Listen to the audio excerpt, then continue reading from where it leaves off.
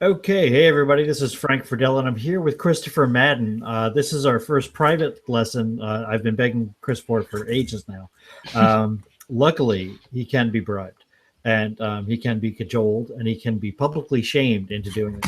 So I'm very grateful for Chris being here, and this is just for my own posterity. I'm recording this, and a recording of this will be available to Chris and I on YouTube. I don't know if I'll ever share the link with anybody else, but I wanted to at least introduce what this was and why I was doing it. So, look at you, consummate filmmaker. I love it. I know, I can't help it. Crazy pants. Right. So, you want to learn, huh? I do, man. Give me the juice. Okay, well, so I've been thinking about this. I've been thinking about the best way to go about some of these lessons. Boy, I wish you could see me. I'll get a webcam set up for next time. Mine crapped out on me. So I've been thinking about it, and the nearest path to success that I can think of usually involves isolating the one skill you want to learn, right, and setting the rest to control. Right? Isolate one variable and solve it. It's a very scientific method. Mm-hmm. Probably from all my years watching Star Trek. So there's portrait's a good place to start, right? Yeah. It seems to be something you're closely interested in. I'm intensely interested in like what you've been doing with these like lunchtime portraits that I feel like would take me months to accomplish. Like that you can knock them out over lunch is fascinating to me, and I'm dying to see the process. Okay, well, first of all, I cheat like crazy, which is the best part. So there's a number of, this is just me playing around, and the really shameful thing is this is me trying to deconstruct the art techniques of an artist. I'll send him. I may have already sent him to you. Aaron Griffin has an art station. Yeah, I know who you're talking about. Fantastic, and most of it's just, yeah, he's amazing. It's just me trying to visually deconstruct what he's doing and rip him off any way I possibly can. He's got some color theory stuff that I don't fully understand, and I'm trying to a bit at a time. And so when it comes to these, there's a number of pieces that go into a portrait painting. The things that occur to me are, like, the primary skills to learn are color selection, so choosing which color to paint, capturing the likeness, which is, simply trying to figure out where the lines go in the face. And then the third one that Aaron Griffin seems to be really good at is mark making. He's got such a specific style of mark making that characterizes his pieces. Yeah. And when I was thinking about this, I was thinking the best way to do is to figure out which one of those you're most interested in at the moment. Isolate the other two. Yeah. Capturing a likeness, huh? Capturing a likeness. Seriously, this is for all the time that I've been drawing and painting and doing this on my own, I've got some comfort level in producing art. Like I can draw and paint a face. I can't draw and paint that guy's face and make it look like that guy. So I realize that this is all just distances and proportions, but it's not something I have ease with. I know exactly what you mean. It's tough, and it simply takes training and, to be honest, cheating. I mean, for the first several portraits that I'm doing to get back in the swing of things, oftentimes I'll have the photograph on a layer, turn it on and off, and I'm just checking with the proportions that I'm drawing against the real ones. Sure, but you're not actually painting over the photograph. I mean, like right. Right. So I mean, and this is I kind of do this too. What I do though is I'll have the two windows side by side, and I'll kind of make guides of equal, like I'll do it in thirds or something, like the tic-tac-toe board. So I've got kind of relative proportions and stuff, and I'll kind of paint from there. And then when I think I'm close, I'll copy the picture, paste it over, and look where I am, and then make adjustments. That's exactly right. In fact, that's the first thing I was going to do. One of the things techniques that I've developed over the while that helps me is, you do use actions at all in Photoshop? I can. I just automated a grid, so no matter what size the image was, what proportion it was, it'll just automate and build either a 3x3 grid or a 4x4 grid, and superimposing those over the top of both images. As you know, it severely helps. Right. That's amazing. Well, let's see. Who do you want to paint? What do you want to paint? What's a good point of contact? I tell you what, why don't we just grab a picture of, I'm going to pick a celebrity out of the air. How about Jason Momoa? Jason Momoa. Let's see if we can find him.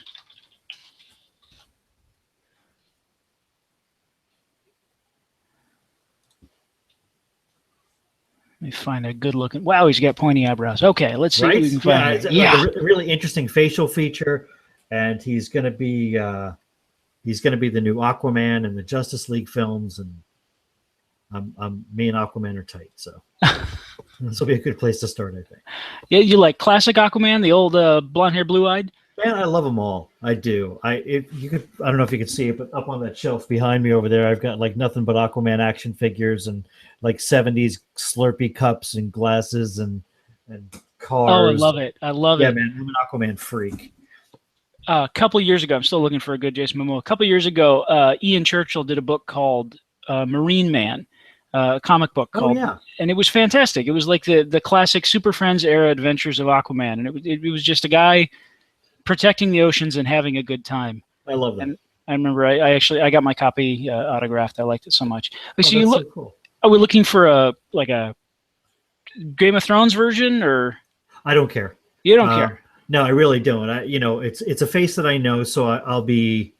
It's one of those things where I feel like this will help me because I'm already familiar with his face. Like I'm not trying to remember what the guy looks like from shot to shot, right? So this is something that I'm familiar with, so I'll kind of see where we're going and how you're building it, and I think that this is just my point of view that me already being familiar with who we're painting would help.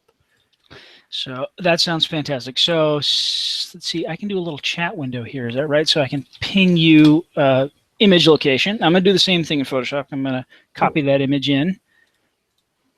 I picked a nice big one, something that would look reasonably good when it was turned into a portrait. Cool. Get rid of Mr. Keaton here. So I'm going to crop down to something that's a little more manageable. Actually, modify. I crop to something that's going to make a good portrait. That's what I'm going to do here. Right. Okay. Image crop. All right. In fact, I could probably go a little tighter than that. Good old composing. There we go. Crop. All right. So. Love it. Great. I'm going to duplicate this guy. The new image that's the right size. Shrink this down. I'm going to resize windows to fit. There we go. So hopefully I can get both those guys in the same frame. And so we'll do the grid here real quick. And I don't need to walk you through how to make an automatic grid. That's something I can show you later. And you can just email me that action. Yeah, easy peasy. You're a PC guy? I'm just noticing. Yeah. I love Macs, but I can't do all the things that I want with them. I just haven't managed. Oh, that's what I did wrong. Select modify transition. Go left. What's this guy's face? I probably need a 5x5 grid. This guy's face is so tiny. Let's see here. I'm trying to figure out the best way to make a tight grid on this guy. So I'm really I'm fascinated by the fact that I see my instincts on this at least seem to be good on how I was approaching this. Mm-hmm. Oh, absolutely. Yeah, no, you picked up on that automatically. Select transform section. There we go. Right hand by 50%.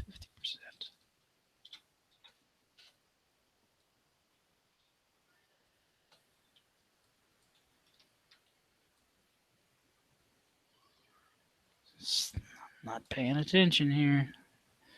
Take your time. There we go. Upwards. Oh, it doesn't like me. That's what's going on. It's always the computer's fault. It's never mine. I know. Never user error. Never. I get that. I'm with you. All right. I'll dupe that. Is that cut in half both ways? So I just made a single grid, and then if I do this right, what, 25? Nope, I'm not paying attention with that either. 50. That's better.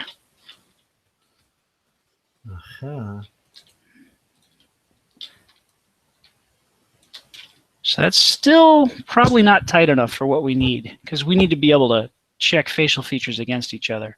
So I'm going to do that again. Interesting. Cheating with hotkeys here. That's fine. Anything that improves performance, yeah. Yeah, no, I'm all about that. I spent most of my career as a production graphic artist, so Oh, did you? Oh yeah, doing things quick. Yeah, for 20 years I did that. Yeah, guy who does it quickly usually gets the job over the guy who does it well, right? Right.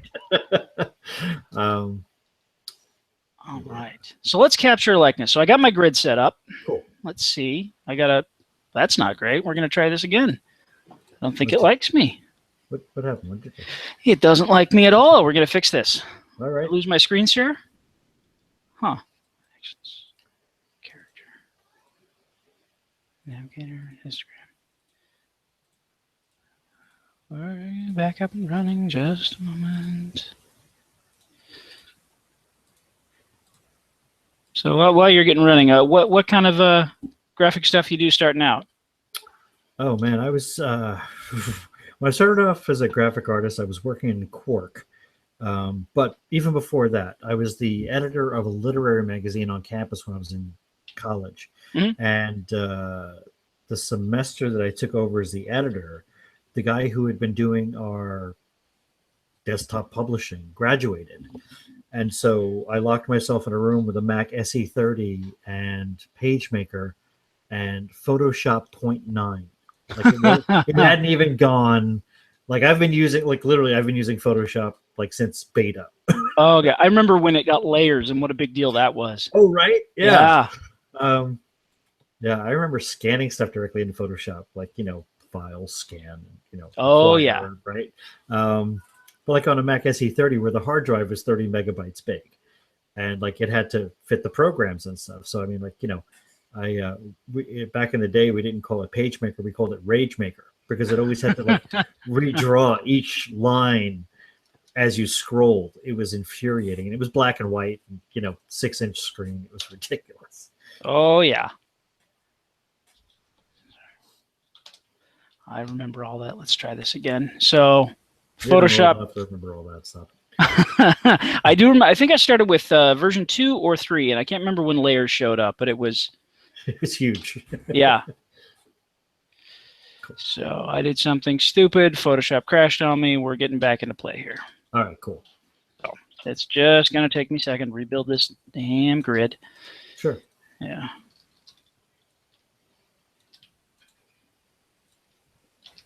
Now we're saving early and saving often.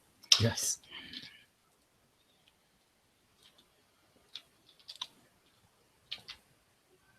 And what I'm going to do is I'm going to save off my layer files, my PSD, just in case you want to poke back through it later on.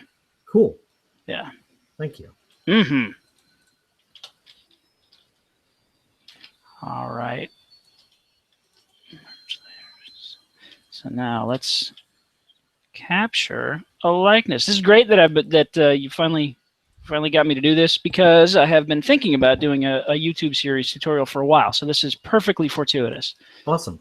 Right. I'm gonna suggest strongly that you set up Patreon, so people like me can throw money at you. Ooh, I like that. Right. There were 15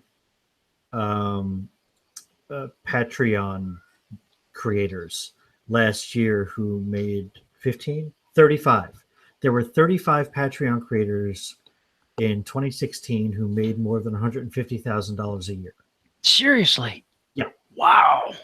Yeah. I'm curious what the breakdown of musicians or filmmakers, or I bet that data's floating around there somewhere. Yeah.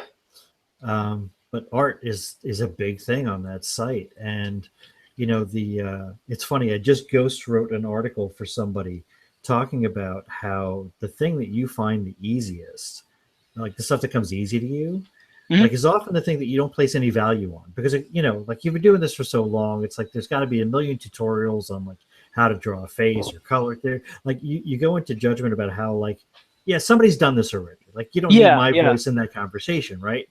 And that's so wrong. Like we totally need your voice in that conversation. That is actually a very good way of looking at it. Yeah. And it makes sense that I would think, of course, who's going to pay for this information? Everybody has it. Well, no, not everybody does. And you won't you won't present that information in quite the same way.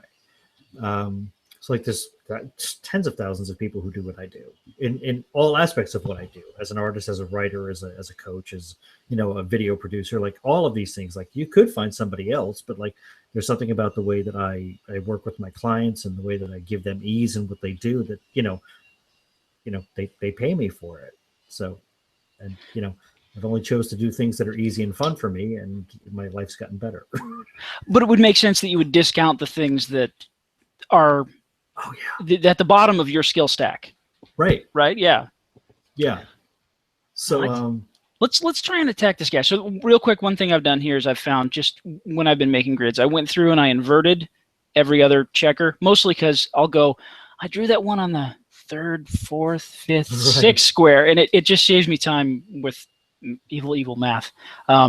So I want to figure. I'm working without a net here. Let's see what we can do. So I've got my background layer, which I just suggest I grabbed as an average of what's back there. This one's really easy because it's almost entirely, what is that? Slightly green gray. Now because we're trying to capture a likeness here, I'm going to just be sampling color directly from the source image. That's the quickest way to eliminate the single variable that is gonna cause me trouble here.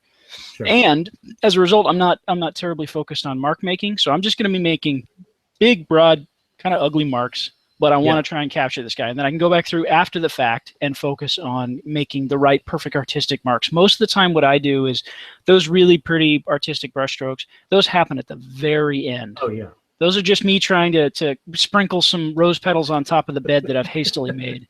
So... yeah, if you look at any watercolor thing that I've ever done, like the last thing I do is just kind of like, I'll load up the brush and then I'll like smack it with like the point of my nose, pop, and like just spray. Art. There you are. Yeah, art. There it is. Right.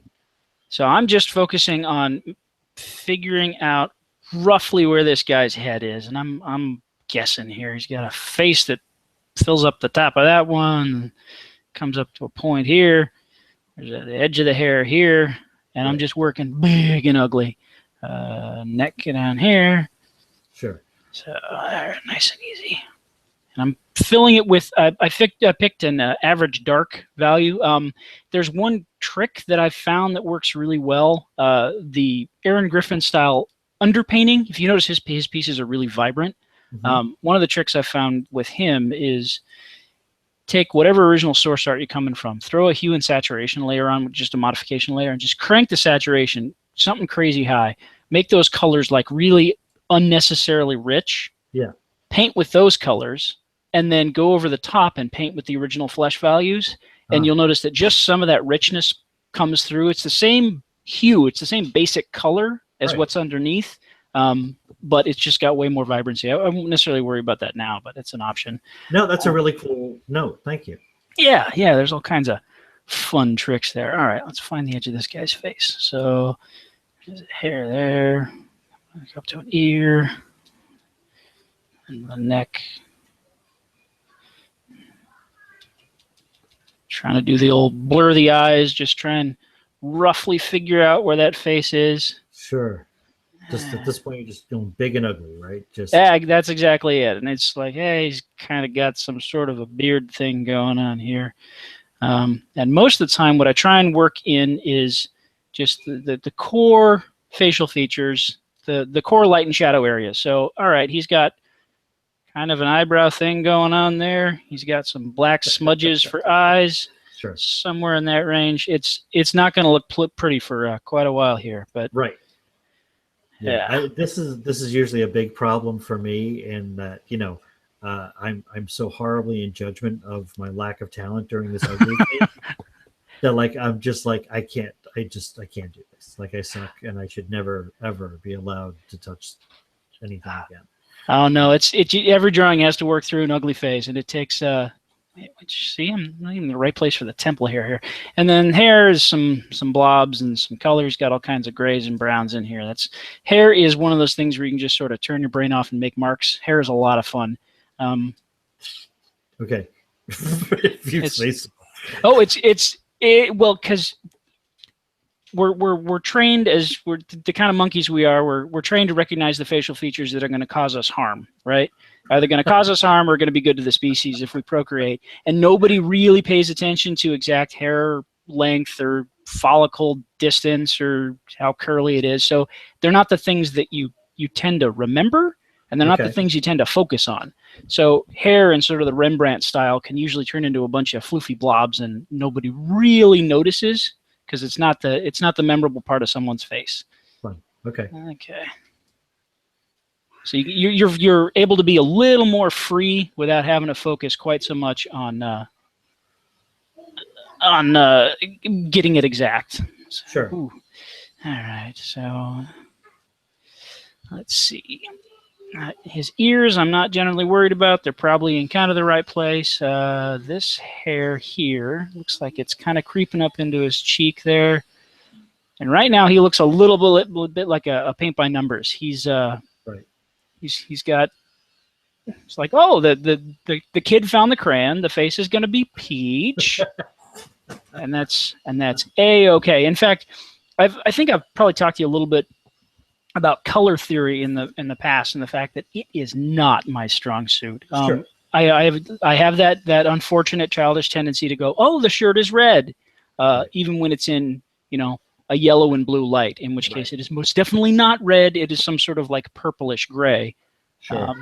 But I have that tendency to look at colors literally, and so some people have the ability to look at colors literally, and I am perpetually in awe of that. And look how much I've screwed up that mustache. That mustache comes all the way up to the edge of that square, and I've completely screwed it up. All right, some lips here, kinds of lips, and that mouth comes down to the bottom of the red.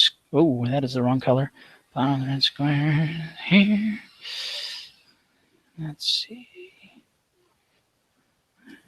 It's got kind of a curl up there. And actually, the most fun that I have is painting highlights into faces. I don't know what it is. It's just really cathartic. Finding the right color to go in the right place, like right down here. Something's off. Hold on. That's at the edge of that square. Oh, man, his whole nose is in the wrong place. Ah, well, he'll be fine. He'll be fine. Right. So this is where, like, I would get to this stage and go, I suck. What are you talking about? This is gorgeous. This is next Renaissance right here. This is the stuff. Okay, so this is a horrible flesh monster that was put together by a blind man. We're going to need to fix this. So those eyes are just in the dead wrong place. Right. We are going to get rid of those eyes. In fact, that eyebrow comes clear up to that edge of that. Now we're talking.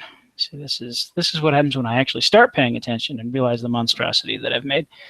So let's get the eye in the right place. Eyes about halfway across that square to about halfway across that square, so roughly. So in translating this into terms that I can understand, what I'm detecting here right off the bat is just you've got this inherent willingness to get it wrong. Oh, right? yeah. Like you start off with this thing where like, okay, I'm just going to get it wrong first, and then I'll fix it. Oh, yeah. Yeah.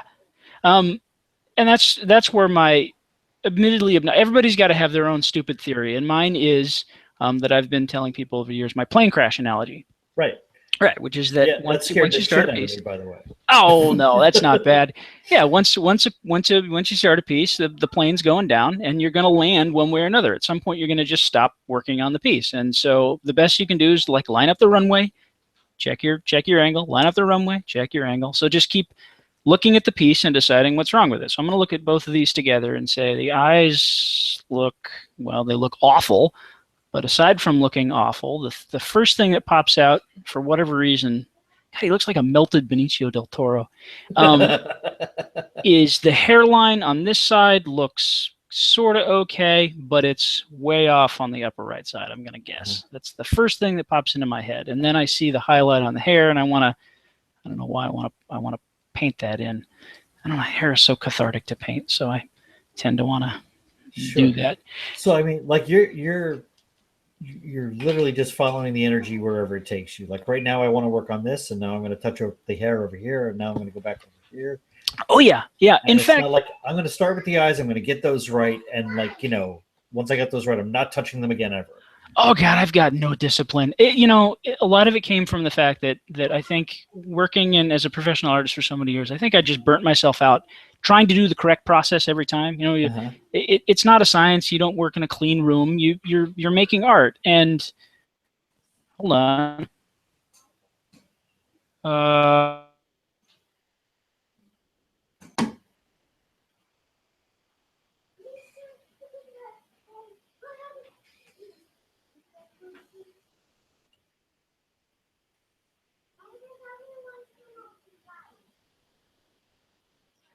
You there? I'm here. Okay, I'm gonna back. have to solve whatever I'm dealing with. My screen share should be back up. Okay. Anyway, what I was saying was before Photoshop so rudely cut me off. I don't enjoy it if I try and take it too rigorously. What is going on my end? Good thing I saved. We're gonna get through this. And if I don't follow the flow of the drawing wherever I kind of want it to be, no matter how much discipline I have in the world, it's not going to carry me through the piece. Right. So how much of this, when you're working as a professional artist, I mean, how many tools did you have to put in your toolbox to say, okay, well, I don't want to draw this. Like I don't like the task assigned to me. Mm-hmm. And how many tools did you have to add to your toolbox that allowed you to be productive as an artist, even when you weren't inspired by what you were doing? Oh, so that's actually a really good question, and it's something that I've been thinking about recently. I started working at Amazon about 2 years ago, and it's a very, very different, very corporate environment compared to what I'm used to. Now is a great time to make a new layer in case I screw something up. I can't see anything, by the way. You can't. Why can't you see my screen? Let's try this again. Photoshop, share screen. You got anything? Hey, all right. I clicked it and it didn't like me. Okay, so I'll turn off my net here. I started to learn the differences. I met some new artists. I started to learn the difference between a good idea man, at least when it comes to concept art. I'm just starting to paint in some highlights here. Also, while you're painting, I've found that the quick actions that you have queued up say a lot about your art style. There's no right and there's no wrong. I'm using a pen that it's just got 2 buttons here, right where the finger rests, and the bottom button I have set to Alt. And what I'm doing almost the entire time I'm painting, I realize that I do this without even talking about it. Which is a terrible teaching method. I'm painting, color sampling, painting, color sampling, painting. And oftentimes I'll mix right on the canvas. Like this is a great, if you've got a red ball and you say it's in blue light, like the easiest way to do that is to say, paint a little blue, color sample that, and now that's what you're painting with. Right. You just mix right on the canvas. Other people are more accomplished at color theory than I would probably have a better way to do that, but they're not here and they can't stop me. Right.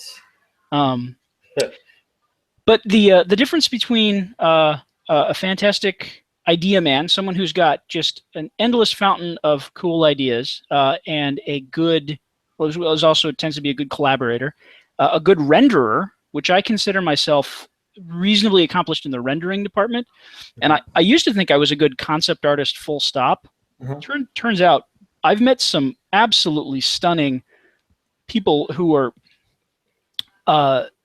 just fountains of good visual ideas. They can just generate material. Oh, what if it had that shape? Or what if, the kind of thing where you're given an assignment, concept 15 spaceships, and they just have an endless series of ideas when it comes to that. And I tend to hit about 10, 15 before I go, well, I'm out of ideas. Those are the shapes that my hand knows how to make. And I start refining what I have and hoping I can turn one of them into kind of a winner. Yeah. And some of the tricks that I've been learning recently, I'm just sort of filling out shapes here that are fun to paint. If you have any questions, absolutely, please stop me. Some of the things I've been learning recently are some artists have spent their entire careers figuring out how to overcome the exact problem that you posed, which is, what do you do when you're not inspired? Mm-hmm. I mean, that's a very valid question. Truthfully, some artists drink their way out of it. I mean, it's like, what do you do if you have to go to a job you don't want to do? You decide, it's easy enough to decide, well, I don't want to do it, and you say screw it, and you get really good at the thing that you do, and hope that no one ever asks you to do the thing that you don't want to do. Right. It's a very human response. What do I do when I'm tasked with doing something that's unpalatable or I'm not very good at? There's an artist by the name of Scott Robertson, hold on, I've got him on a window here. Robertson, whose video I can send you. A lot of it is about. Wait, he's talking to me right now. Nope, because I accidentally activated his video. So a lot of it is about concept design, as far as like robots and spaceships and things that make good visual design. Yeah. But it's less about rendering. But the thing that's really compelling about him is he basically goes around his life with a camera, and he documents things that he can later use for inspiration. He basically just fills up his inspiration bucket, and then whenever he runs out of ideas, he's got a series of processes that he goes through that just generate ideas for him. Huh. An example of this is he before he got his start in concept art, in video game concept art, he worked as a concept shoe designer. The people who do all the fancy new shoes that are come out of Nike. Yeah. And he built a shoe 3D model, just a really low poly one. And then he went around the world documenting, when he goes on vacation, he takes picture of interesting patterns of two pieces of paper piled together, or, metal in a car crash, or the edge of a fire hydrant. And he throws them in a folder, and then he just maps them onto shoes and goes, that's neat, that's neat, that's neat, that's ugly. Refines them and sells them. And so he's got this entire bucket of solutions for when he runs out of ideas. Okay, so let's look at this horrible thing that I've made. And this is usually the point where I'll merge my layers, just because it's easy to. The moment of truth is when I throw this on top and see just how far off I am. Okay, that mouth is nowhere near the right place. The hairline's a little awkward. Yeah. Okay, so what I can do is set this to partial opacity, grab the whole thing, and warp. So it's as simple as just take the underlying drawing, squeeze these things where they need to go. Is this a tool you're familiar with? I am, and I'm kind of upset with myself that I didn't think of using it in this application sooner. It's because all the parts are there. My eye just wasn't putting them in the right place. Right. So if I turn this off, I'm a little closer. Right, which is like 90% of portraiture, right? I mean, it's like getting the proportions and the distances. Right. Exactly. So let's see, those eyes are still a little bit off here. Eyes are a little low. Yeah, my buddy showed me this, and this was another. Oh, I grabbed the wrong one. I'm distorting the actual Jason Momoa. We don't want that. Sorry, Jason. My buddy showed me this, and it was one of those things where I just felt really, really dumb that I hadn't figured it out. So there's a couple of the key parts to this portrait that are off. If I'm looking at the underlying layer through here, obviously this is in the wrong place. I'm going to say that the edge of that neckline is not correct. My hair is coming up a little high, and it's probably a little low here. Okay, so, and that hairline is really off. So we're going to try and fix that. But we're getting ever so slightly closer. Probably, all right, beard length is wrong. Okay, I'm just cheating with the piece on top. Because the other art lesson that I learned over the years is there's like a grim honor that I've found artists do when they're not good at a certain thing. First of all, it's really tough to admit when a thing is not your strong suit. Yeah. And when you're not good at it, you tend to want to lean on that broken leg and say, this is the best I can do. I want to bring my entire presentation of all my skills down to this level to show that if I'm a level 10 renderer, but I'm a level 2 portraitist, finding the right face shapes, I'm going to bring it all down and say I'm no greater than a level 2. And they want to lean on that broken leg and say, this marks the level of my art skill. Whereas I've noticed the artists that tend to succeed are the ones that say, no, I am whatever level my highest skill is, and I'm just going to Band-Aid the hell out of it and hope nobody notices. I'm going to find crutches as opposed to leaning on a bone that I know is broken. Right. So, I mean, for me, that's proportion and perspective are my kryptonite. I have tried and tried, and I'm going to keep trying. I'm not giving up, but I've tried over the years, and they're not friends with me, and I'm not friends with them.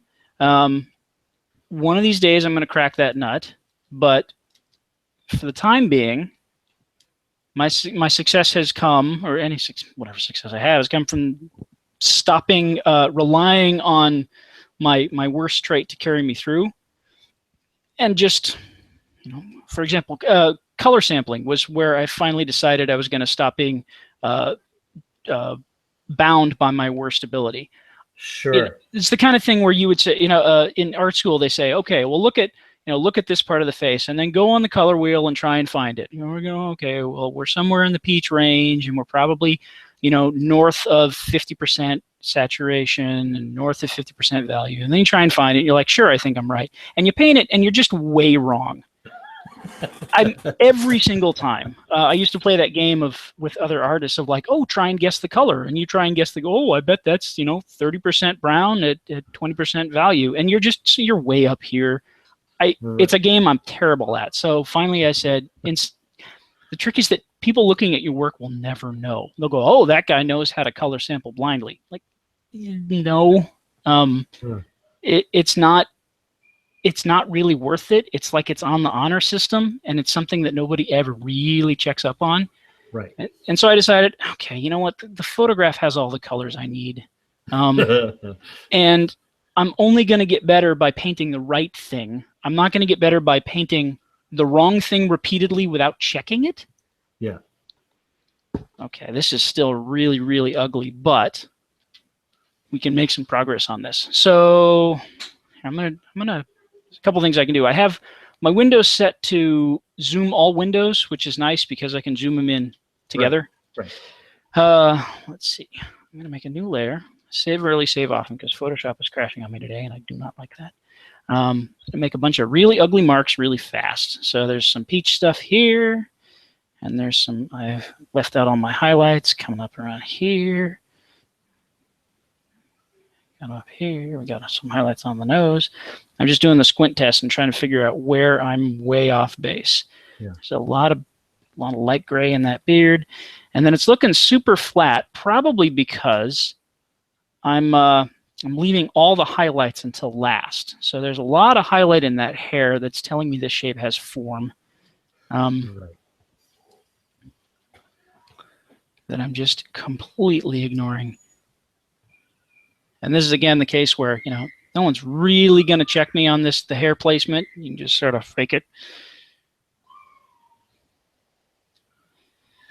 So the next trick that I would perform would be eyes being the window to the nose or something like that. Right. No, resize windows to fit, like we said. Silly Photoshop. All right. I don't want that. That's what I'm doing. Zoom in on that eye. Okay. So let's paint some eyeballs, because I found that my pieces tend to not come alive until I do this. Yeah. And those eyes are everything. So let's see. So now I kind of feel like at this level, this is where I kind of start to come into my own. Like at this zoom, right now, I can start to actually get it right. Where I'm only looking at this one thing, and I've got only 4 boxes to try to fit things in. Right. Finding like the scale and proportion just in this limited area, I get better. it's at the 50,000-foot view where I really feel like I just suck so bad. Well, that's and I do the same thing. I found that my piece really only comes alive when I'm identifying the. Sounds like someone's stir frying a chihuahua out there. When I'm getting these little pieces, the pieces that identify a human, like that wonderful little line there under his eye, and then we come down to a big fleshy area here and that light part above the eyebrow. This stuff is fun. This is where you start to identify a person. There's a person living under all that paint. Yeah. And I found that generally a portrait is made up of a reasonably accurate, 50,000-foot view, and then a couple of key sort of Rembrandt Van Rijn style accurate pieces. Yeah. So while I'm interviewing you here, if you don't mind, who are some of your favorite classical artists? So we should talk about this sometime. I have a long-standing problem with art museums, not as a political entity, but as things that go out of their way to teach you that art is neat and what it's all about. I think they depress me. So any of my classical artist appreciation has purely come from like internet searches, because as important as a classical art education is to a budding young artist, I did not get what I needed out of art museum, so I'm a little sheepish. But I do have a handful of artists that I tend to go to. Rembrandt is a huge one. Van Gogh, just for pure color function and mood. He's got my favorite piece of his is actually, it's called Wheatfield with Crows. It's a long, wide piece, and it's like a riot of orange and red wheat, and under like a blue and purple sky. The guy knew how to make something that would catch your eye. That's crazy, but yeah. And then two of my other favorites are J.M.W. Turner. He has a famous piece called "The Fighting Temeraire Returns to Her Birth One Last Time to Be Broken Up." He did a lot of naval paintings. Is also known as the Fighting Temeraire. J.M.W. Turner had a way of painting skies that nobody else since has been able to master. Wow. I'm sorry, I'm looking at Turner here. It's incredible. In fact, it's one of the few pieces of classical art I have hanging up in my home. It's stunning and it's colorful, and there's not a hint of accuracy in it. That's a case of that's the evening as that man saw it. Right. It's not as a camera could capture. Right. And I feel like there's got to be some kind of freedom to be found in this thing where, like, listen, nobody's ever going to look at this and think that I was trying to get it right. Right. I'm just getting the energy of this thing.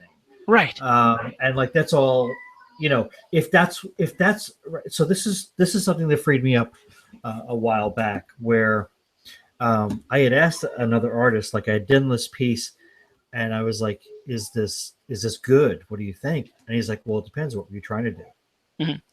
Right. And I was like, well, shit. I wasn't prepared for that. Right. I literally was not prepared for that question. I was like, what the fuck does that mean? Shut up. You're stupid. Oh, I love it. I love it. That's a valid answer. What were you trying to get out of it? And trying to do, right? Exactly. And I was like, oh man, wow, cool. Okay. So yeah. So I mean, that freed me up a lot. One of the things that, like, just in the last, I think, year and a half that I've discovered and like just gutted that I haven't found them sooner was guys like N.C. Wyeth and like this whole era of like these illustration gods who, like, were doing things for the Atlantic and older magazines, and like, just like, oh my God, just seeing the work that they were doing. And like, I've got this board on Pinterest for master studies that are just, I feel like I have 1,000 images in there right now. Everybody from Frazetta to Rembrandt and stuff. Oh God, yeah. Well, and then you get into the I would consider the modern masters. You have, Frank Frazetta, Boris Vallejo. There's a handful of those. I'm gonna feel terrible that I can't remember his name. There's Bob Peak did a bunch of movie posters. He did Bob Peak is known for introducing a very odd, very unique art style. He did the original posters for Star Trek's 1, 2, 3, 4, and 5, and he's got this way of adding like light streaks radiating out of people and like everything. The one for Camelot. The James Bond films, like those are the ones. Totally. I know exactly. And this is a brilliant style of art, but I feel like it didn't. Like it was unique to him and that era. Yeah, not to be replicated, not picked up again, because whatever influence he had, whatever was going on in his brain, was not going on in other people's brains well enough to duplicate it. Right, and I kind of feel like when you were talking about how, like I was laughing internally when you said that there was a guy on ArtStation whose work you really like, and you're just brazenly trying to copy his work. Mm-hmm.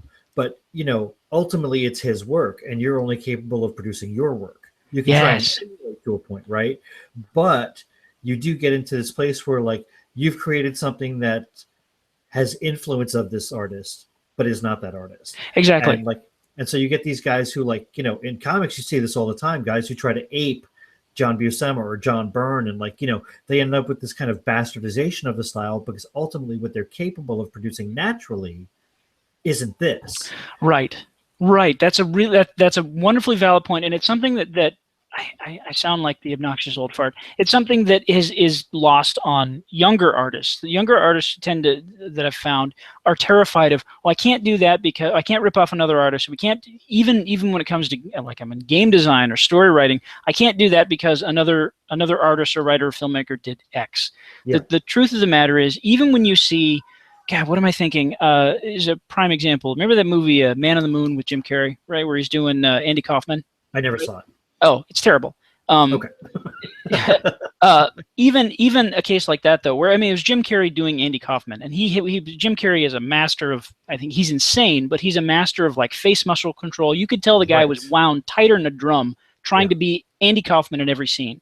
Yeah. Even he, stretched to the best of his capabilities, had to be like 90% Andy Kaufman and 10% Jim Carrey. It was just going to happen. Right. And that's the case that I try and make to younger artists, is that it doesn't matter that you're doing a thing another artist did. No matter how hard you try, you will never be them, and that's not a negative. You will always be you, and so there's nothing that you're doing that's stealing. Right.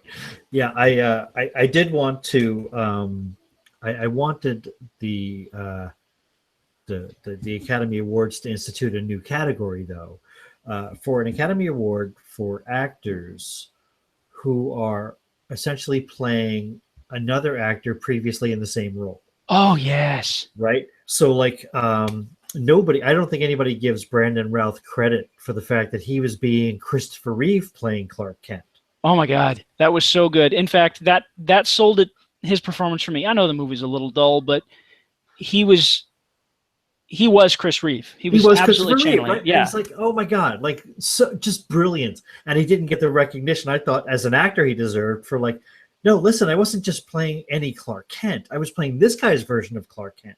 And I think he nails it, right? Oh, yes. And it's like the guy who's currently playing Bones in the Star Trek movies. Oh, yeah, yeah. Right? He deserves an Academy Award for pretending to be DeForest Kelley. And there was one really creepy one in the Matrix films. The guy who, when Mr. Smith, Agent Smith, comes into the real world, and I remember that. Yeah, that actor who's pretending to be Mr. Smith, but he's channeling Hugo Weaving, right? And he's just like Mr. Anderson, and it's creepy the way he does it, right? You buy it. You just buy it. Right. There's something about that. Yeah, that's actually a really valid point. I mean, Chris Pine does he started to deviate in his later Captain Kirk stuff, but generally, the couple of scenes early on, I'm like, that's following Shatner, out Shatnering Shatner is a tall order. Right, man. Yeah, because you have to undo every instinct that you have. You have to stop and think, how would another human being process this information that's being presented to me? And it's not easy. No, it's simply not easy. Right, and you've got to go past this thing where I'm just trying to imitate them. I'm not trying to mimic them. I'm trying to bring that performance through my own filter and create something new out of it that harkens back to this thing, but isn't that thing. Yeah, that's fantastic. I would love to see a category done for that, because it's tough for it to get its own due. It's similar to film soundtracks that are always treated as somehow lesser than, because they're they can be seen as derivative works. Right. All classical music is a derivative work. Most of it was written for plays. Right. In fact, most classical artwork is what do they call it? You're whoring yourself out. You're an illustrator. Well, like, most classical artwork was done for a patron. Most of them were the Medicis. Right. It was done to make someone's home look grander in case the Pope visited. That's what art is. Well, what I find so funny is like one of the things that I noticed is like people getting into comics lacked the fine art education, or even just like their own education, right, in fine art. Mm-hmm. Like, I like comic books. I want to draw comic books, and never kind of going past that to like look at the source of these things. Like Barry Windsor Smith, it always surprised me that nobody got that he was aping the Pre-Raphaelites. Oh yeah. Yeah. Right. But like nobody got that. And I was like, yeah, he's doing like fucking like Frederick Lord Leighton here. And he was like, who? And I'm like the girl with the jug and the thing. Like, what? What? If your audience is not aware of the original sources, you can sell the same package to them that has been sold for hundreds, if not thousands of years. And that's not a mark against people. It's just the truth of it is that influences die off over time, and that someone who's a student of the greats will always have a style or an influence that is beneficial. Right. So let me ask you a question here. If you can zoom in on the eyes. Sure. Okay. So the one that you're drawing, his left eye, the one on our right. That's right. Yeah. Okay. The inner top corner, right? Kind of right here? Angles up. Yeah. It angles up further than the one, like his eye kind of goes straight across, and yours. You are right. Yeah. Right. So my question is, would you warp this again, or would you just paint over it?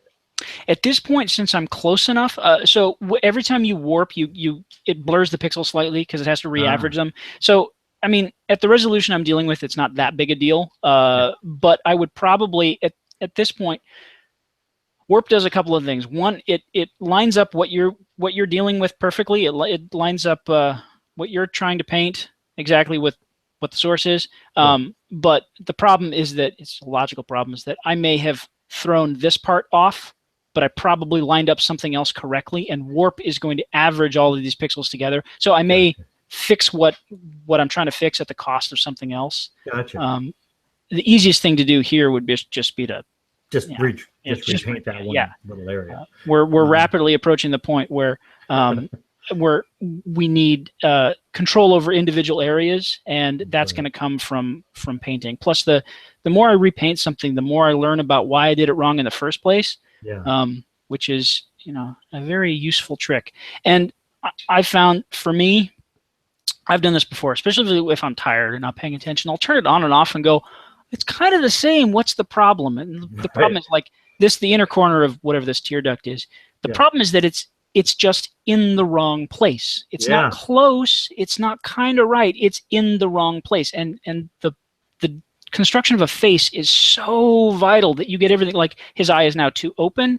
That pupil's slightly off. Right. We're still a little far up here. We're getting closer. But all of those little things serve to make it not the same person. Like I'm still convinced that over on the right, this is Jason Momoa, and on the left here, I've got like a weird Pierce Brosnan thing going on here. Right. But it's not him. Guy, right. Yeah. It's absolutely not the same guy. And so those are the things that can take a long time to fix. That Michael Keaton one that I did the other day, I'm still not convinced that I painted the right person. I painted you got that right. But if I go back in, there's a number of things that are actually quite a bit off. The mouth isn't shaped the same way. What is that other eye doing? That other eye is closer to.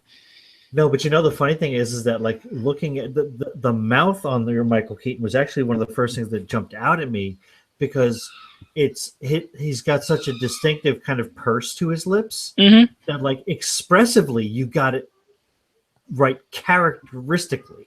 You know what I mean? Like it's Michael Keaton in such a way that even if it's not like exactly right, it could only be Michael Keaton's mouth. Yeah, well, some of that is I'm in another life. I was a caricature artist. I did a lot of that stuff early on. I never got paid for it, but it was a hobby of mine to just try and see how far you could push a face. And that's the general rule: is that you find 2 or 3 things about a face. The more average the face, obviously, the harder it is, because you find 2 or 3 things about a face that define it as that person. And you can, as long as you get the internal proportions right. For example, if I get Jason Momoa's eyes, and I'm guessing for me, it's these little hooks at the side of his mouth are a big deal. I don't know why. Okay. And that big, wide, toothy grin.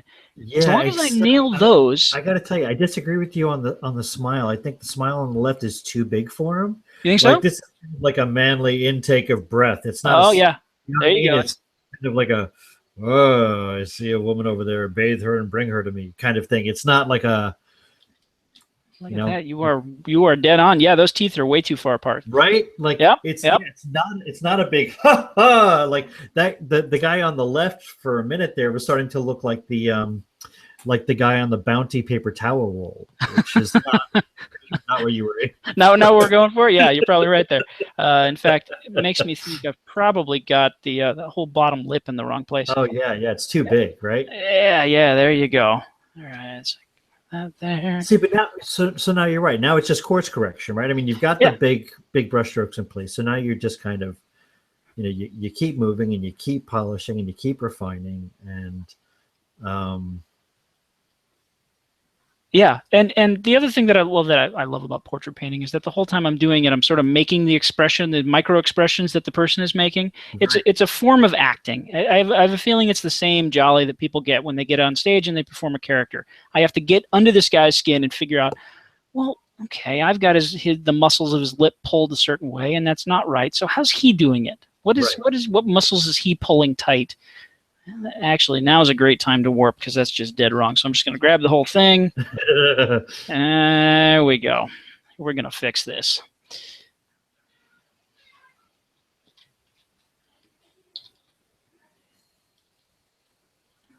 Bring it in there. Bring it in. Yeah, he's got a much tighter smile. Right. Yeah. Yeah, it's so funny how that the depth of somebody's smile, how hard they commit to a smile, influences their masculinity or their manliness, right? Oh, yeah. When you watch Hugh Jackman as Wolverine, like he never smiles and he's just kind of grim and he's very manly. But like you see Hugh Jackman when he's like, the guy is formerly like he's a stage guy. He does like.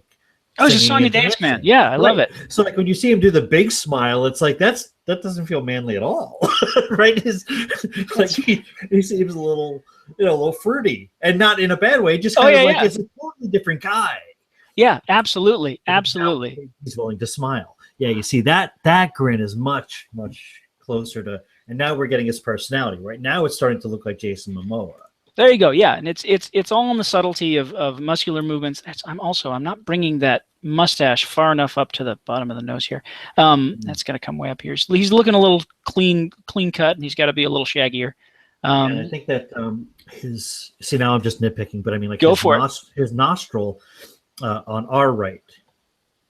That big one? Oh, it's coming out way too far. Yeah. Yeah. So I mean, like, and like the what would you call it? The bulb of his nose. Yeah. Kind of extends past that nostril on the left. So that nostril wouldn't, right. So now I'm just kind of like identifying where it could be better. That's perfect.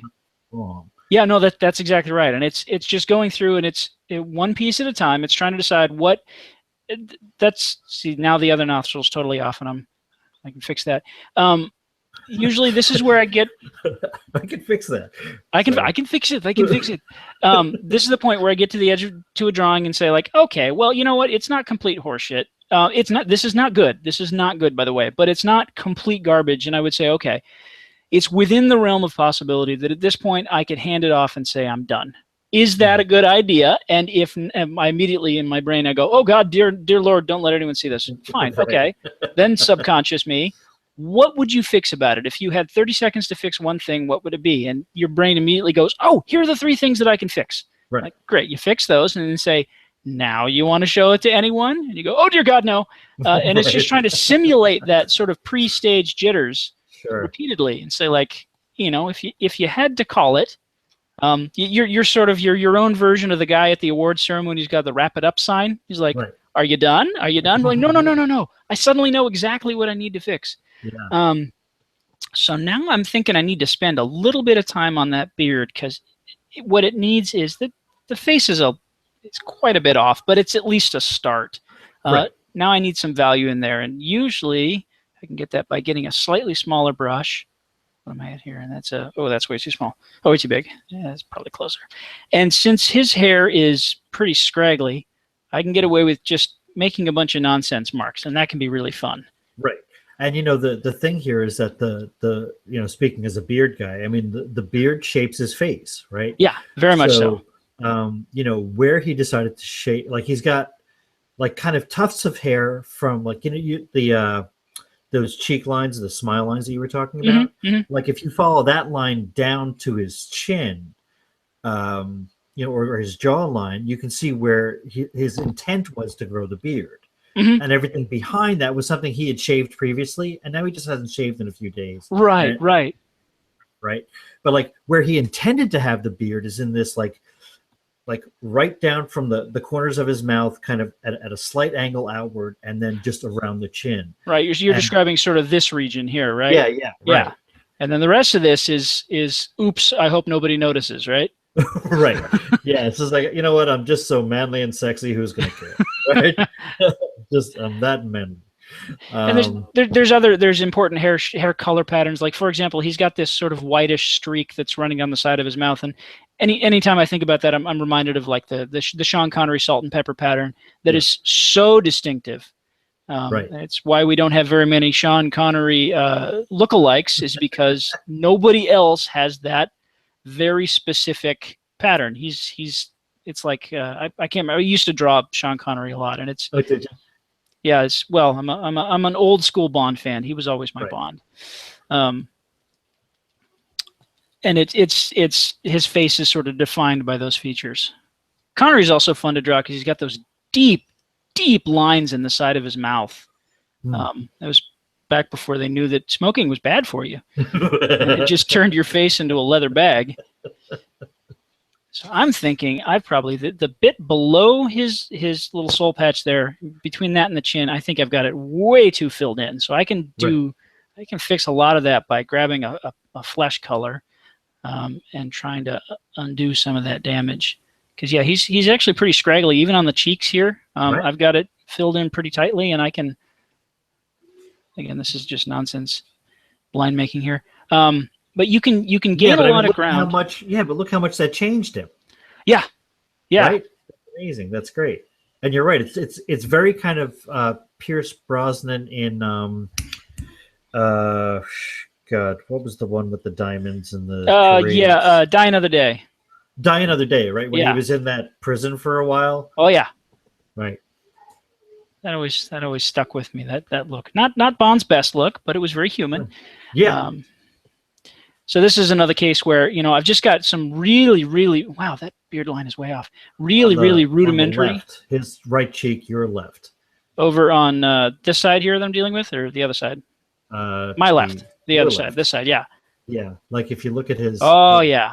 Yeah, right? I need to bring in some light there. It's just changing the shape of his face. Absolutely, yeah, that's a good point. And a good beard will do that. Like mine, like I have such a pointy chin. Like I could dip it in ink and write with it. It's ridiculous. So I have to be very careful. But that's why, like, I shaved off my beard a couple of months ago, and I was like, well, that was a mistake. And like now I just grew it back in. I keep it nice and full because it makes me look a little more manly. Like I've got this kind of beard going on, right? So and the chicks dig it. You know what I'm talking about. This guy. I've been working on now that I'm a dad. I'm a registered dad. I've been working on my wise Obi-Wan Kenobi beard, and it's slowly coming together here. That's awesome. How old is your little tyke? He's coming up on 2, and he is he's real big, and he is a tornado, an absolute tornado. I love it. That's fantastic. And just the one, right? Just well, we're thinking about it. I don't know. Do you have any advice for someone who's actually casually thinking about a second one? Yeah, go for it. It's not my responsibility. Do it.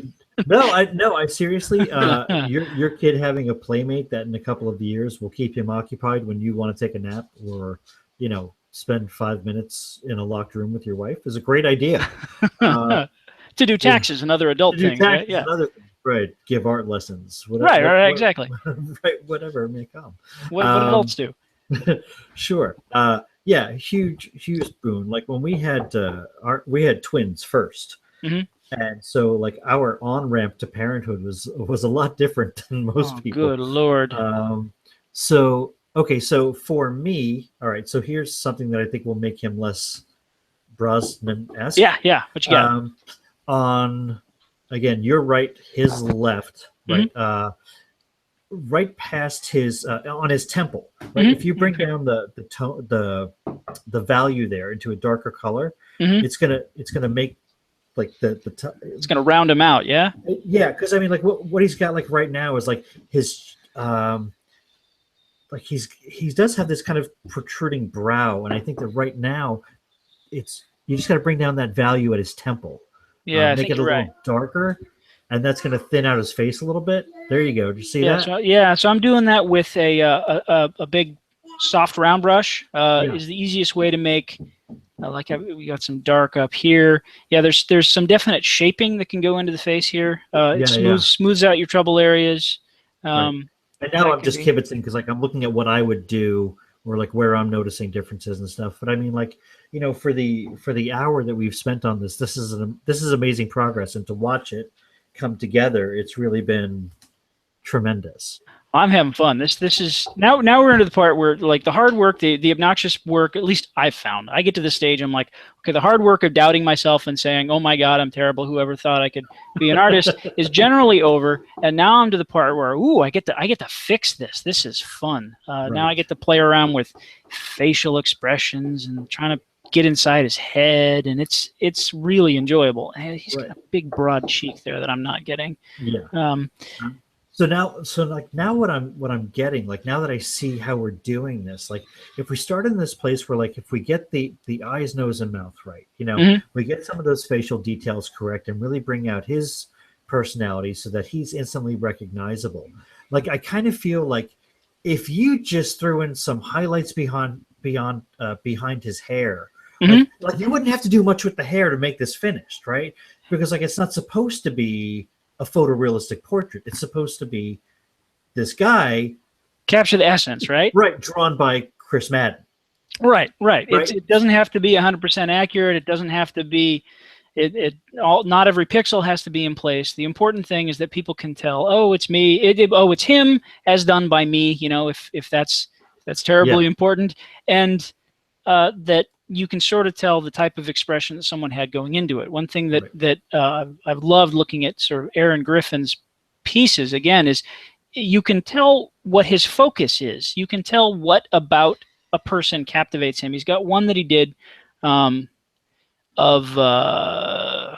what is his name? Tom Hardy. He's got one he did of Tom Hardy. It's Tom Hardy looking very pensive. Oh, yeah. I know that piece. I love that piece. And it's Tom Hardy's face and eyes are in strong focus, and he's got this stern look in his face, and he's got a lot of color in the face, and his beard is just a riot of squiggly lines. Yeah. And then it looks like the back of his head and his shirt are just sort of exploding with color.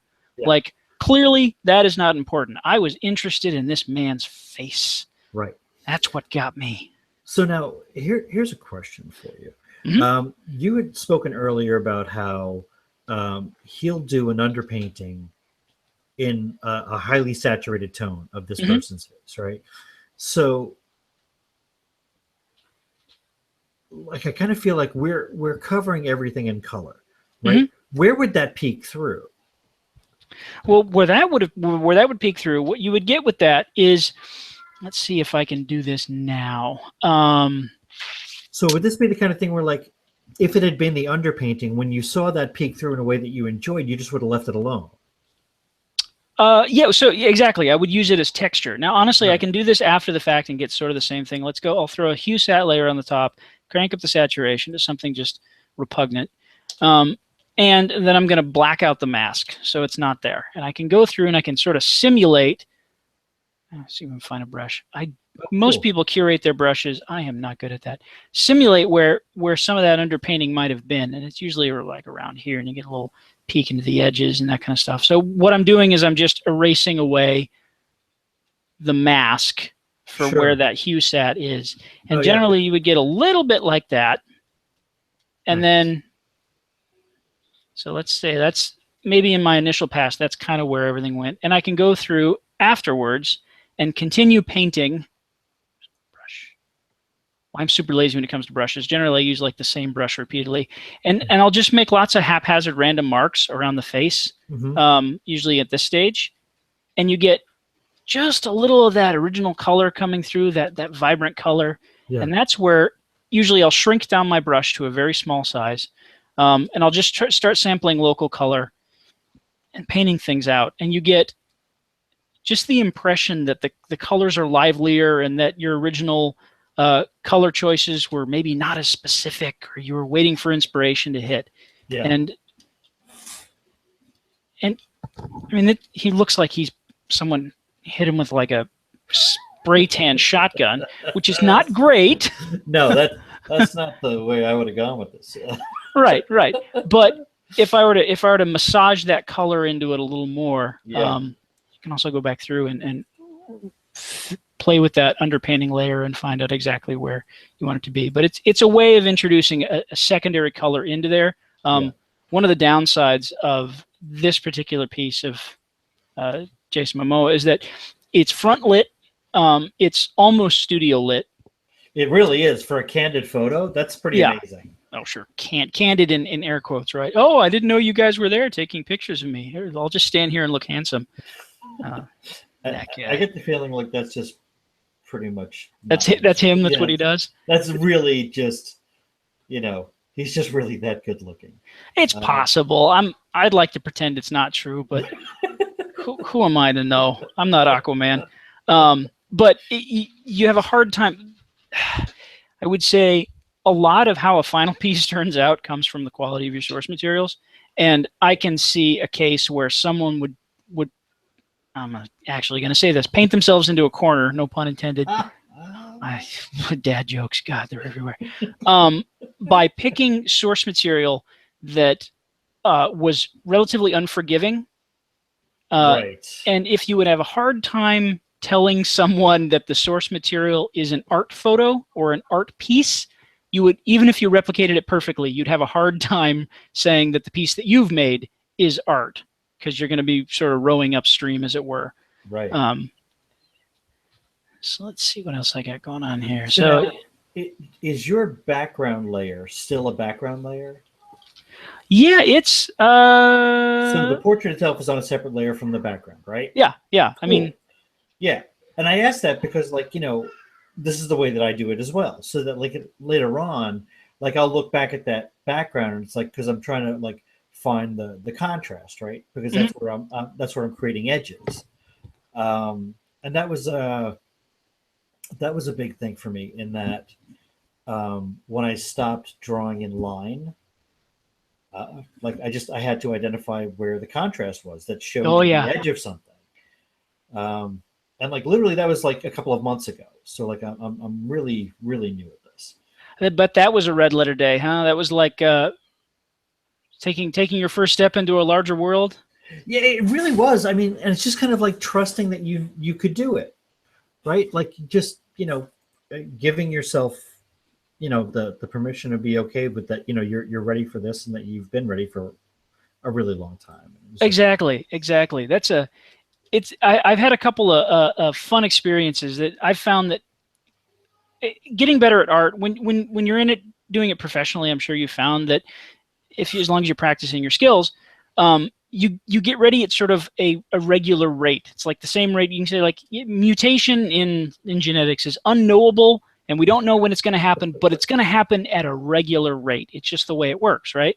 Right. So like art, that quantum leap of art quality or art skill, you can't really tell when it's going to happen, but you know it's going to happen, maybe once or twice a year. Yeah. And it's pretty constant that way. And I found that it always follows the same pattern. And it's, I can do this. I guess I'm not as good as I thought I was.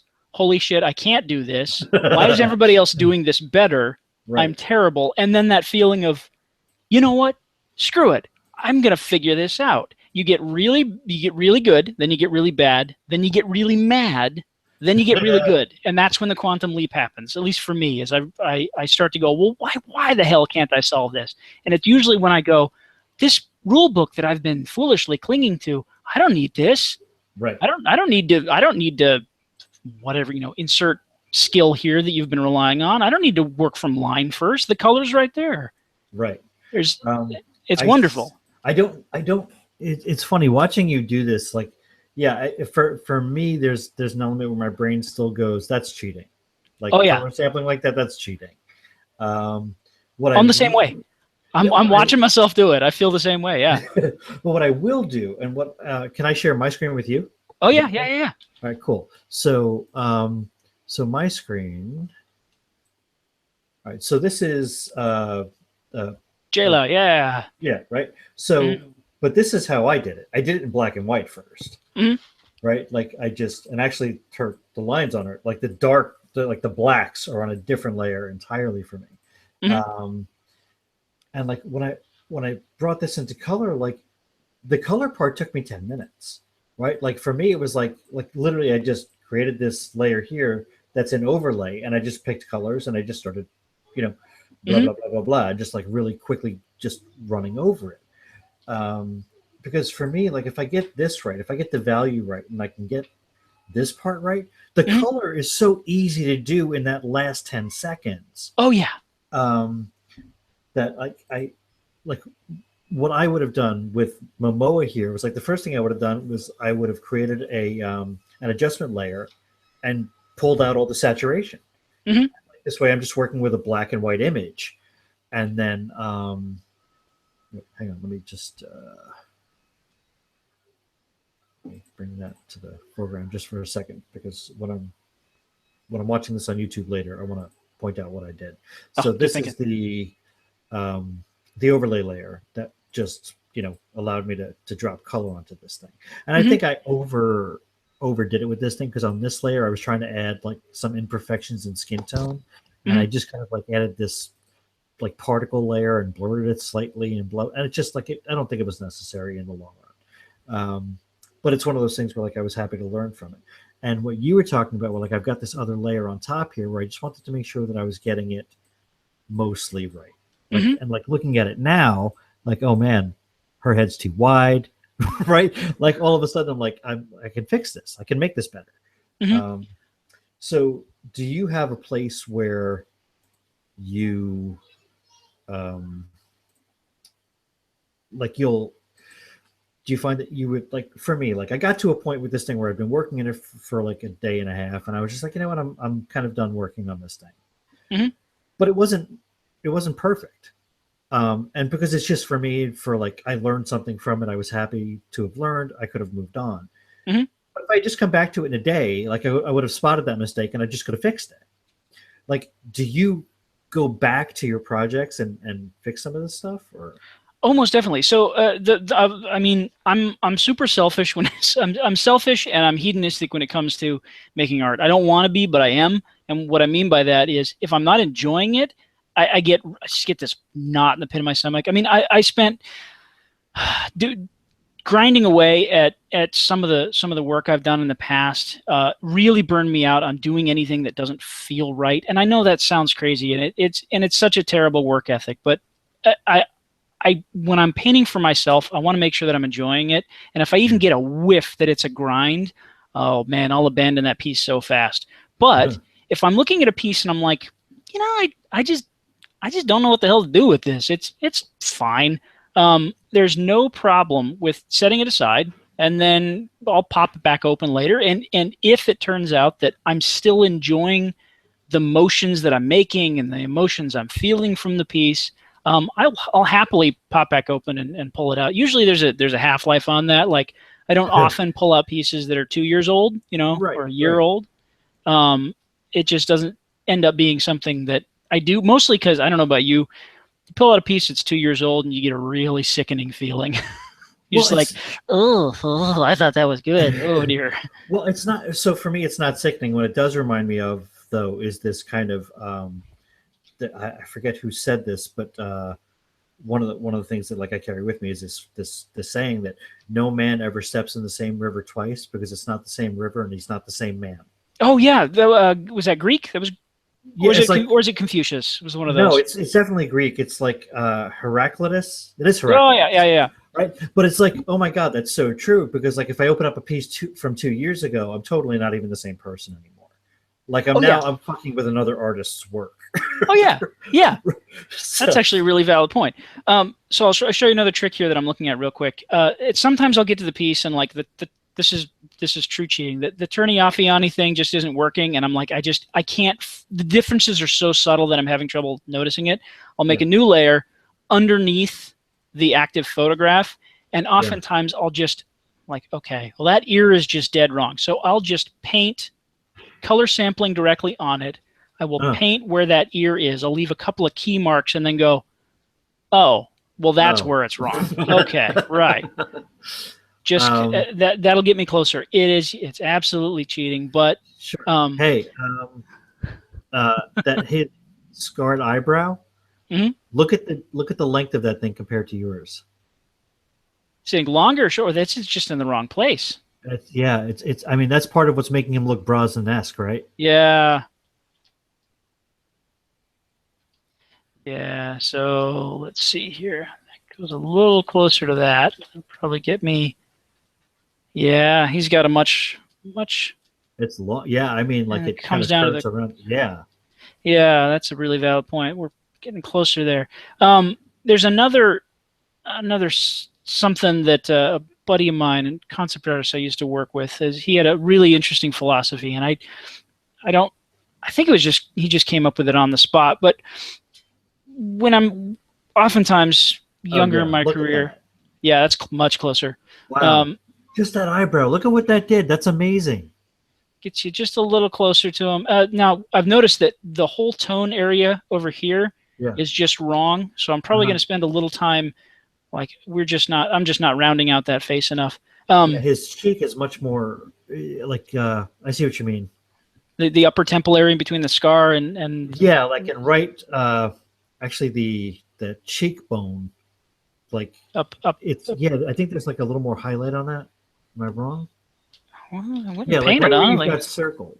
Yeah, right in. I see what you're talking about. Yeah, let's see if we can fix that. But I found. And again, I'm kibitzing at this point. This is great. This is great. That's another thing that I found, and it's really tough to learn to be comfortable with for young artists, is to have someone standing over their shoulder saying, a little bit to the left, a little bit to the right. For some artists, just do not. Artists that that have worked in the industry for years simply do not work well live. And I don't fault them for it. It's a really tough thing to get used to. Yeah. Some artists just say, you know what, I want the feedback in writing, and then let me go off on my own. I'll fix it. But people get really shaky if someone's standing over their shoulder and telling them. All of a sudden, you're standing up like Malcolm Reynolds, like, you want to run this ship? Well, I used to be, until I realized, at least my philosophy is that, if I were to describe being a concept artist, being a professional concept artist, there's a couple of ways I could put it. If I were to describe it for someone coming out of school, the way I would probably put it now is, it's not like I paint the pictures and I take it to, I take the stats to the customer. I'm a people person. I'm professionally wrong. And what I mean by that is concept artists, it's my job to be wrong so that nobody else has to. Because when I'm wrong, it's cheap. And when other people are wrong down the line, it's much more expensive. Right. And so it's my job to be wrong 100 times so that somebody else can be right once. Yeah. And in that way, I'm like a, I'm like a blazer in the dark heart of Africa. I'm carving a path with my trusty machete, because it always feels good to add masculine metaphors to this stuff. By way of saying, like, I'm blazing a path, and it's okay that I don't find the right answer. So if someone says, you got that wrong, well, it's not a mark against my ego. They're pointing out a way for me to be more successful. Right. And it's funny, when I was a graphic designer, I worked with a lot of designers who were like pure divas. You know what I mean? Like, oh yeah, they go for this, and they know what's better, and they're not going to be dictated to by Bob in accounting. Like, fuck Bob. Right? Just fuck Bob. Bob doesn't know what he's talking about. And I like, no, I'm not using papyrus. Fuck you. Like, I'm just not. And like, as a production artist, my point of view is simply, listen, I'm a cab driver. You're my passenger. Mm-hmm. If you want to take the bridge instead of the tunnel, what the fuck do I care? Right. Right. I'm gonna get where you want to go. Right? Yeah. You're paying the bills here, right? Like, I'm not really in a position to tell you you're wrong. It's like, I'll be happy to tell you, hey, listen, it's 5 o'clock. It's rush hour. You don't want to take the bridge right now. And you're like, I want to take the bridge. All right, I'll take the bridge. Yeah, I'll be happy to give you the benefits of my knowledge, but in the end, the choice is yours. The choice is yours, right? And wow, Chris, I'm really amazed. Thank you so much. I know we've gone a little over here. I'll pay you for your extra time. Oh no, that's fine. I'm having fun. Let's see if I can actually bring this thing into a stop. Let's see if I can bring the horse home here without it looking too awful. Another thing that I found is that has helped me in my slow acceptance to be okay cheating and color sampling and all that kind of stuff is this artist that I work with, the concept artist, had his head screwed on real straight, and he pointed something out to me. Is anytime I would do a piece, I would work very, very hard to make sure that, like, I have to render every tree. I can't use a tree texture. I have to render every rock. I can't use a rock texture. And it was just, screw you, Photoshop. Good thing I saved. His reasoning was, my reasoning was, well, I can't show them that, I can't let them think I'm not good at the job. They're going to fire me. They're not going to think I'm good. And his response was perfect. He's like, look, when you're doing an art test, when you're just getting to a job, sure, maybe you have to prove that you can paint the tree. But once you're on our payroll, don't waste my time and the company's time proving that you know how to paint a tree. We know you know how to paint a tree. We're here so you can paint the entire forest. Use a photograph like a regular human being. Yeah. And that attitude is, it wasn't really meant for that, but it kind of stuck with me. Here, I'm back to screen share here. And we're back. That attitude stuck with me. It's like, look, sure, as an artist, I'm sure you could, you being me, I'm talking to myself here, I'm sure you could paint, you can capture the likeness perfectly if given enough time without a photograph. Yeah. But that's not what we're doing. What we're doing is trying to enjoy the process, and what we're doing is trying to capture a likeness with specific mark making, and we're selecting the features that we want. Yeah. It's not necessarily worth fretting over to prove that you can do something we already know you can do. And once I kind of clicked over to that mode, it made it a lot easier to just go, okay, I'll color sample, because yes, I know I can find the right color if given enough time. However, that's not what I'm spending my calories on right now. Right. Yeah, I get that. Yeah.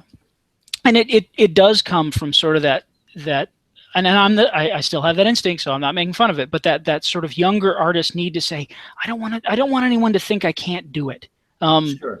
And just to put my own neck on the line, I was recently asked by our creative director, hey, can you sit in on our design meetings and just paint a bunch of really quick ideas? In the back of my head, I'm thinking, well, if they don't give me enough time, they're not going to look very good, and they're not going to think I'm a good artist, and they're going to fire me. And yeah, when I've been doing this for quite a while now, they're obviously not going to think that. They're going to know how much time and money investment I'm putting into this. Yeah. But it's still it crops up in my head. It scares me.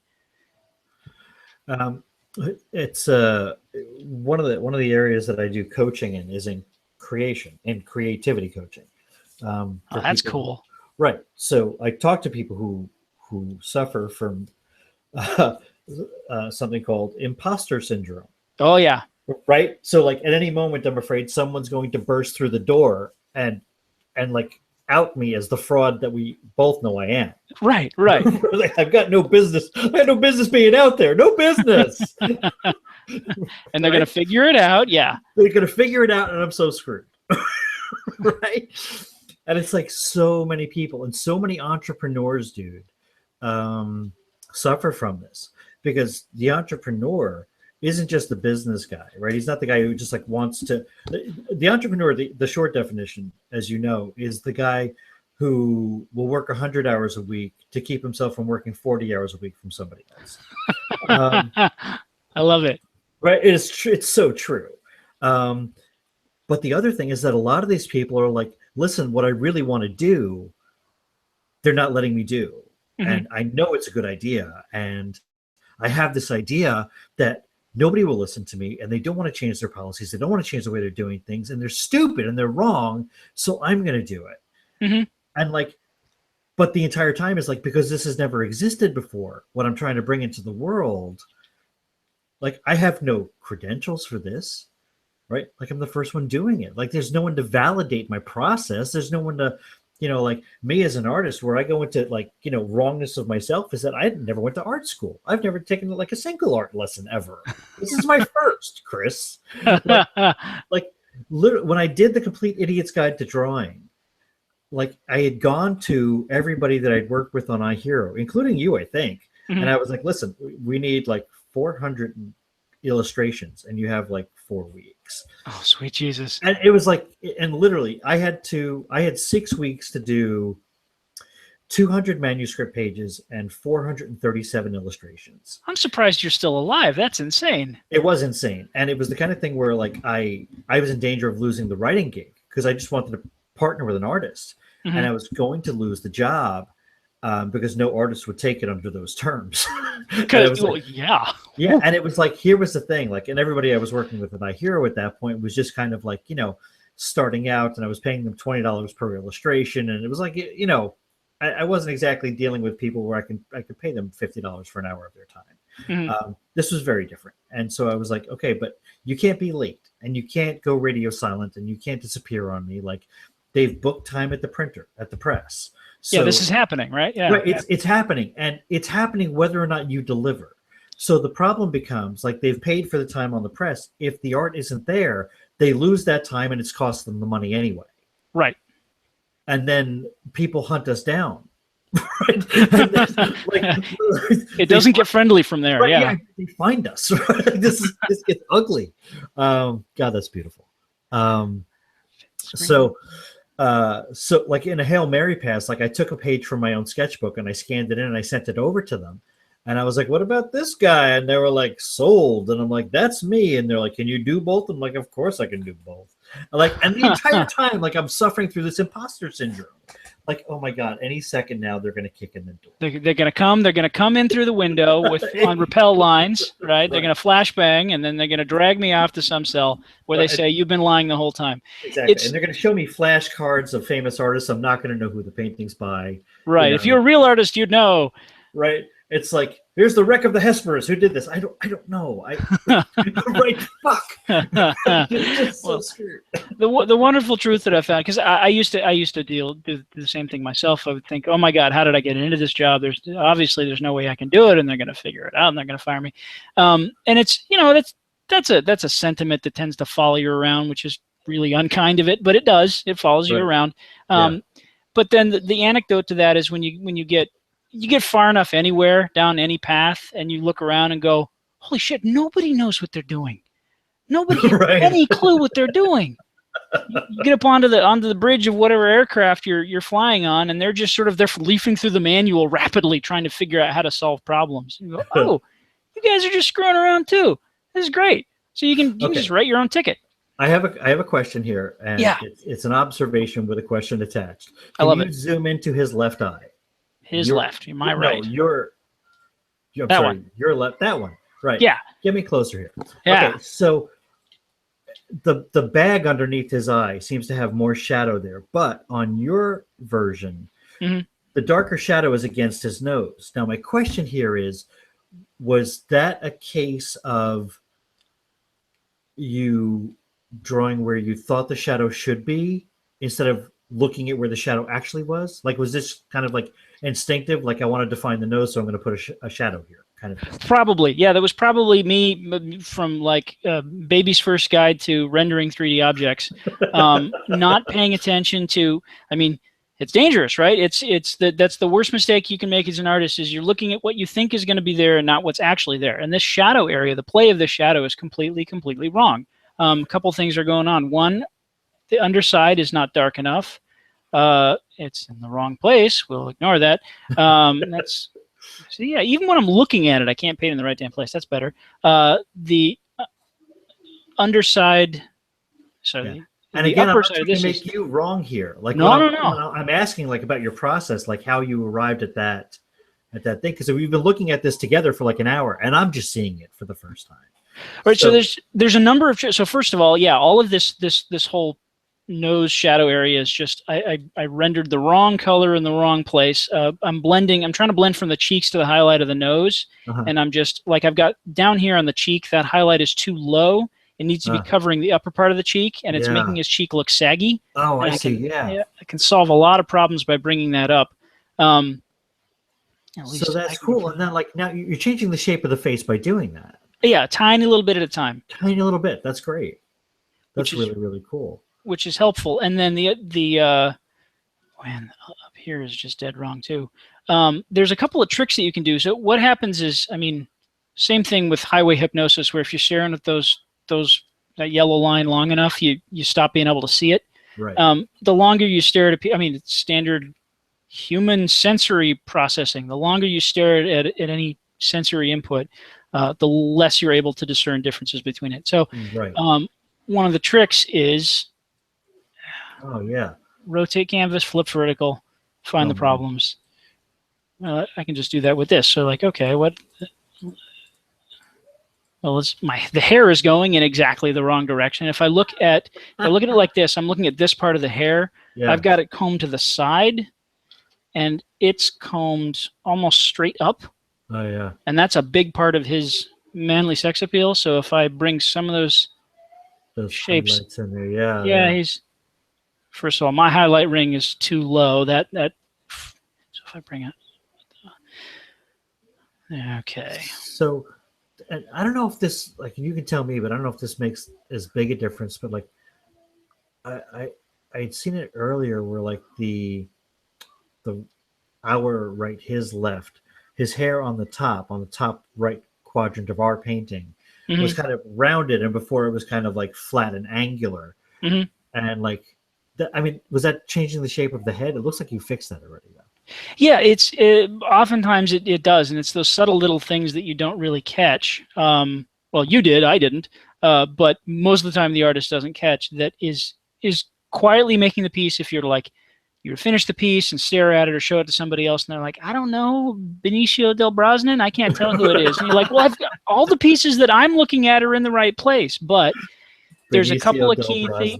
Wins for the fucking awesome. But it's those little things. It's the little ringlets in his hair that are in the wrong place, and someone's quietly thinking to themselves, I don't want to say it. It kind of looks like Jason Momoa, but he's got a totally different hairstyle.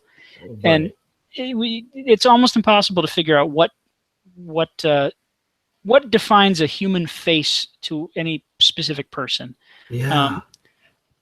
That's why caricaturing is so amazing. There's a caricature artist I follow on Facebook. His name is Jason Seiler, and he's a digital artist, which is less and less usual when it comes to caricatures. A lot of them stay with the traditional medium.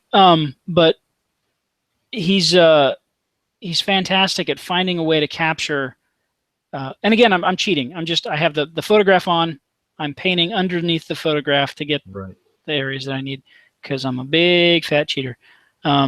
No, it's fine. I actually, I have no judgment about this. I wanted to know what your process was, because I'm just blown away by what you're able to accomplish in what I perceive to be a relatively short amount of time. And I was right. I mean, this, even with the Photoshop crashes and us just kind of bantering about, like, this is an hour and a half of painting, and it's just incredible how far you've been able to take us downfield. It's a lot of it is So getting the basic likeness there, and we're reasonably close. And then there's art tricks of how do you make a bad painting look good, and that's something that you can just pick up over time of little tricks that you can throw on top, like all these squiggly lines. The eye loves contrast, so it loves to see a big, bold area with lots of brush strokes and complemented by a bunch of really little fiddly bits. And it always looks like, oh, wow, you added a bunch of fiddly bits. You must know exactly what you're describing.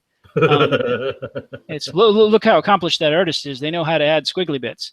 And it's like, again, it's learning how to disguise your failures or incomplete thoughts. I think what's his name? Aaron Griffin is spectacular at that. Not that he has a terrible amount of failures, but he's gotten really, really accomplished in making the right kinds of marks, the right time, and the right place to make it look like he knew what he was doing all along. When it was clear, he's half the time I love the British term faffing about. He's just poking at it and seeing what happens, knocking on the sky and listening to the sound. Okay, so before we sign off, what I'm going to ask you to do is I'm going to ask you to hold my feet to the fire, and I want you to give me an assignment before our next meeting. Okay. Applying what I've learned tonight, and if I don't do what you've asked me to do, then you stop tutoring. Public humiliation. Yeah, like literally. I mean, like I've asked for this. I've asked for it for a long time, and now it's here. And if I don't fucking do something with it, like then I deserve to not, to have friends. I deserve to lose people. So yeah, how many of these portraits would you like me to churn out by the time we meet again? Well, let's see. Do you want to talk again in a week? Does that sound good, or you 2 weeks, or what are you thinking? What feels good to you? You're the one with the crazy schedule. You're flying to the moon and back. I know, it's crazy. What's today? Today is Sunday. 15th, Sunday the 15th. Right. So let's do 2 weeks. And how about I knock out? You tell me how many.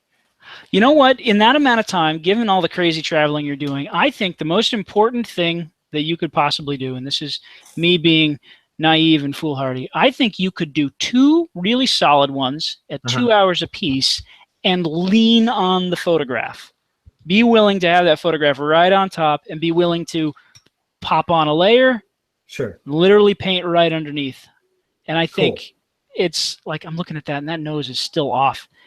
You will save so much time by just breaking that feeling of cheating and going, oh, okay, I'll paint with the photograph there. Right. Yeah, but I just, this was so helpful. I loved how you just, started off with this big black blob and then turned it into a lighter blob, and ultimately here we are. And refine. Yeah. Yeah. So I'm gonna commit to those 2 and I'm gonna try and give you 3.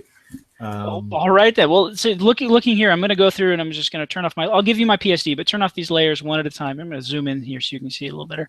Yeah.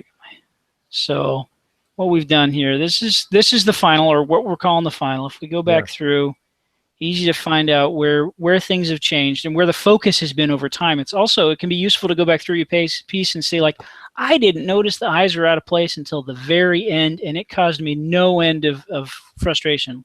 Right. Looks like I corrected that mouth pretty early on, and it's easy to look at it and go, okay, well, I got here, and you can kind of remember your psycho-emotional state. I was frustrated.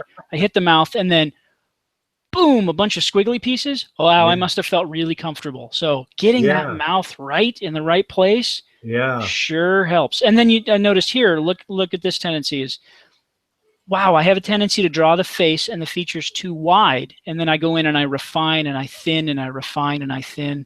God, it looks like I'm drawing Dave Grohl here. This is fascinating. I didn't realize that every time you made a correction, you were doing it on a new layer. Well, actually, not every single time. So I've got over an hour and a half, I've got 20 layers, give or take. And usually, you can break that down to about how often I make a new layer and how often I save. But I get to the point where every time I feel like I'm in danger of putting too much information on one layer, I'm in danger of choking a layer and making it like, what's the old joke is step 1, draw the circle. Step 2, draw the rest of the face. Like Yeah. anytime I'm in danger Draw the of rest doing the that. fucking owl. Yeah, the rest of the fucking owl. I'll kick it onto a new layer and be like, okay, I've made, I don't know, 20 or 30 marks, or I've cleaned up an eye. That's good. In case I ever want to remove that change, pop it onto a new layer, and I'm just sort of subconsciously grouping my information that way. Cool. This has been amazing, sir. Thank you so much. All right, so 2 weeks from now. 2 weeks at 3 o'clock on Sunday. That puts us on the 29th. I love it. Yes. Let's do it. All right, I'm going to send this to you. I'll put it in a Dropbox folder that you can access. Man, thank you so much. This is great. Did you have fun? I did. This is great. One, I've never painted Jason Momoa before, and 2, I always love talking about art.